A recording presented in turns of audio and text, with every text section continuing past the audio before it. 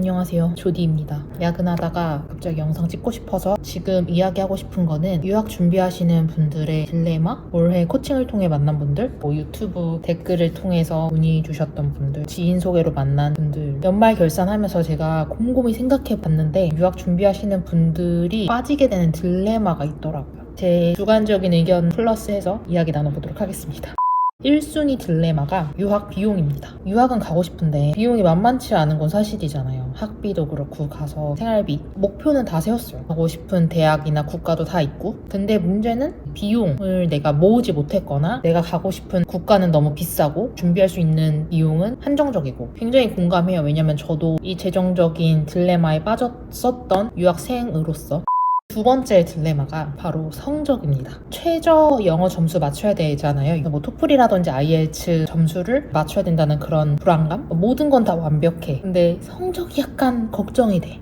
세 번째, 지원을 하고 합격되지 못할까봐 불합격할 것 같은 그런 불안감? 먼저 유학을 가기 위한 조건이 모두 완벽해요. 근데 가장 큰 문제가 비용이 없다는 거다. 그래서 유학비가 저렴한 국가로 선택을 한다, 혹은 유학을 준비하지 않는다, 포기한다, 뭐 이렇게 여러 가지 갈래가 나올 수 있을 것 같아요. 근데 내가 아무리 생각해도 유학을 가야 돼, 포기하지 않았으면 좋겠어요. 왜냐면 방법은 있으니까. 유학이 좀 늦어지더라도 알바를 하던, 잠깐 취업을 해서 회사를 다니면서 돈을 모으던, 혹은 뭐 장학금을 받아서 유학을 가던, 어쨌든 갈 수 있는 방법은 있으니까. 내가 시간을 투자하거나 내 노력을 투자해서 재정적인 거를 모아야 되기 때문에 내가 감내해야 될 거를 생각을 하고, 그럼에도 불구하고 진짜 내가 유학을 가야겠다 하면은 포기하지 말고 가라.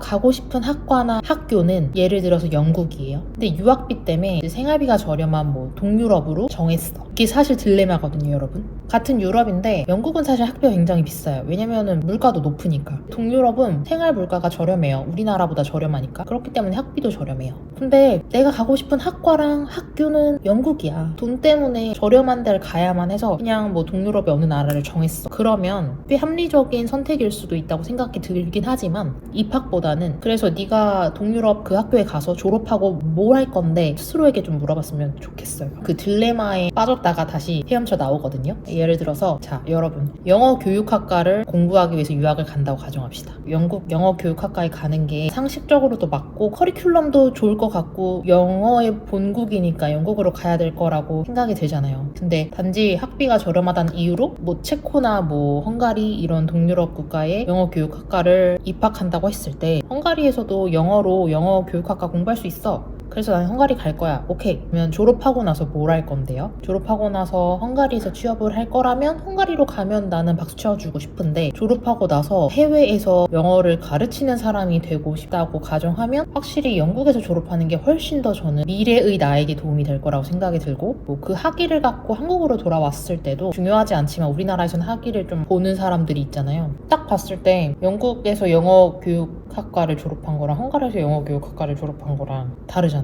그쵸? 해당 국가에서 그 공부를 하고 졸업을 했을 때 내가 뭘 하고 싶은지를 생각해보면, 아, 내가 어디로 유학을 가면 되겠다라는 게 좀 나오거든요. 내가 그냥 유럽이라는 곳에서 공부만 하는 게 목적이야, 그거라면은 어딜 가도 상관없어요. 근데 내가 해외 취업이 목표인데 뭐 가고자 하는 직군이나 아니면 포지션이 확실해. 그런 걸 따져봤을 때, 아, 내가 이 국가에서 공부하는 게 좀 더 좋겠구나 라는 게 나오거든요. 물론 여러분이 콜럼버스, 약간 마젤란 이런 마인드라면, 신대륙을 개척하는 그런 사람의 마인드라면, 혹은 기안84 같은 어디서든지 적응을 잘하는 사람이, 그렇게 되게 긍정적인 사람이라면, 내 앞길을 내가 헤쳐나가는 그런 성격이고 그런 기질을 갖고 있다면 지금 제가 말한 거 다 생각 안 해도 돼요. 왜냐면 어떤 국가를 가든 어떤 학교를 가든 어떤 학과를 가든 그런 기질을 갖고 있는 사람은 사실 자기들이 그냥 만들어서 해내거든요. 네, 지들이 잘합니다. 근데 그런 기질이나 성격, 성향을 갖고 있는 사람들이 흔치 않잖아요. 뭐 1000명 중에 1명, 뭐 10,000명 중에 1명 꼴일 거예요. 그런 사람이 되게 드물기 때문에 여러분들이 졸업 후 나의 미래를 한번 생각해보고 그 다음에 유학을 준비하는 게 가장 좋은 거예요. 막 급급하게 입학만 생각을 하게 되면 결국에는 딜레마에 빠진다는 거죠. 그리고 두 번째,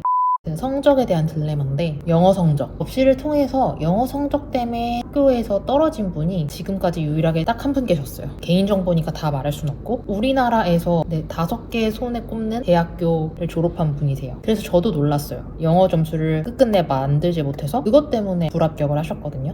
영어 성적은 사실 시간 투자라고 봐요. 영어 성적 때문에 걱정할 시간에 영어 공부를 시작하면 돼요, 여러분. 제가 코칭을 한 분들 중에서도 제가 영어가 제일 걱정입니다 이제 라고 말씀하신 분들도 꽤 많은데, 제가 그러면 늘 질문을 해요.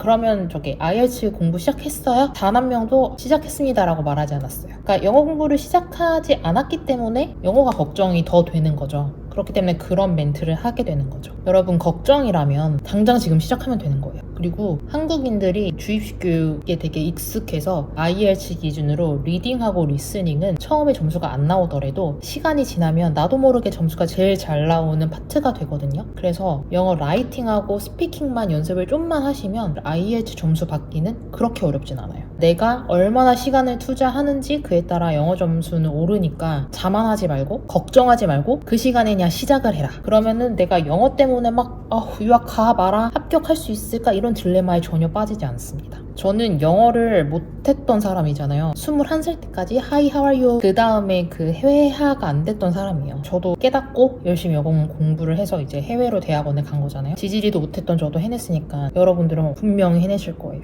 그리고 세 번째, 불합격 때문에 엄청 걱정하시는 분들이 있어요. 합격하지 못할 거야 라는 것 때문에 지원하는 거를 망설이시는 분들. 예전에 예를 들어서 1년 전에 유학을 준비했는데 떨어졌어요. 그래서 올해 다시 준비를 하고 있는데 또 떨어질까봐 막 그런 불안감, 떨리는 마음, 소심해지는 그런 마음이 내 안에 생긴다는 건 잘 해보고 싶은 마음이 커서라고 생각하거든요. 예를 들어서 어떤 발표회장에 갔는데 엄청 떨려요. 그 떨린 이유가 그 발표회장에서 발표를 잘하고 싶은 마음에 떨리는 거예요. 그리고 시험을 보러 가서도 떨려.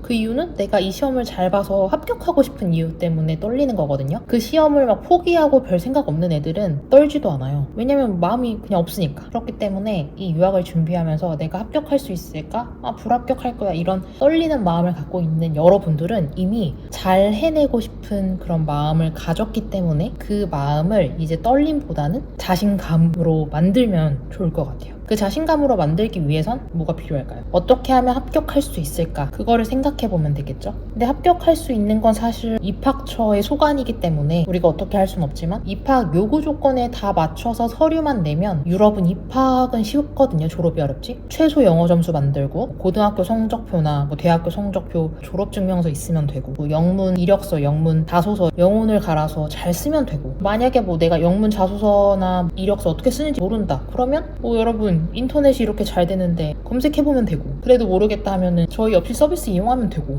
방법은 많습니다. 그렇게 해서 준비하시면 돼요. 그 준비가 내 손에 떠나기 전까지 내가 할 수 있는 만큼 최선을 다하는 거예요. 내가 최선을 다하지 못했었을 때 후회가 나오는 거잖아요. 내가 할 수 있는 만큼 최선을 다하면 여러분들이 합격할 수 있을까 불합격할까 이런 딜레마에서는 어느 정도 벗어나실 수 있을 거라고. 그리고 하나 더 말씀드리고 싶은 건, 이경규 코미디언 그분이 그런 얘기를 했잖아요. 멍청한데 자기 신념을 가진 사람이 세상에서 제일 무섭다. 이 말이 뭔지 너무 느껴요. 유학 코칭을 통해서 이제 저희가 유학을 도와드리려고 하는데, 본인이 갖고 있는 생각이나 잘못된 그런 거를 받아들이지 않으려고 하는 분들이 종종 있어요. 예를 들어서 네덜란드 대학교 입학 준비할 때 한국 수능 성적표 내지 않거든요. 그거가 아니라고, 한국 수능 성적표 필요하다고 이렇게 고집을 피우시는 분들도 종종 있고, 어떤 정보가 있어서 공유드리면 아니라고 내치시는 분들도 있고, 유학을 추천하진 않거든요. 특히 유럽 유학은. 왜냐면 유럽에서는 우리가 토론식으로 수업 되게 많이 하고, 사람들의 의견을 서로 소통하고 인정해주고, 근데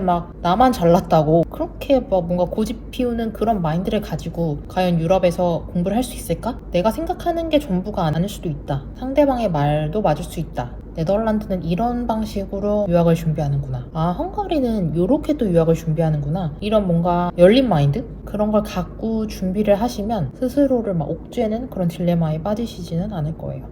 갑자기 야근하면서 유학생의 딜레마에 대해서 이야기를 나눠봤는데요. 혹시 유학 준비를 하시는 분들이라면 다시 한번 왜 유학을 가는지, 그리고 어떻게 유학을 갈 건지, 그리고 졸업하고 무엇을 할 건지, 이 세 개를 고민을 하고 유학을 준비하는 사람과 하나도 한 번도 생각해보지 않고 유학을 준비하는 사람은 가서 졸업해서 극명하게 차이가 납니다. 그럼 여러분, 저는 다음에도 유용한 영상으로 돌아올게요. 영상 시청해주셔서 감사드리고요. 이거는 저희 없이 스티커 귀엽죠? 수고 많으셨습니다. 안녕.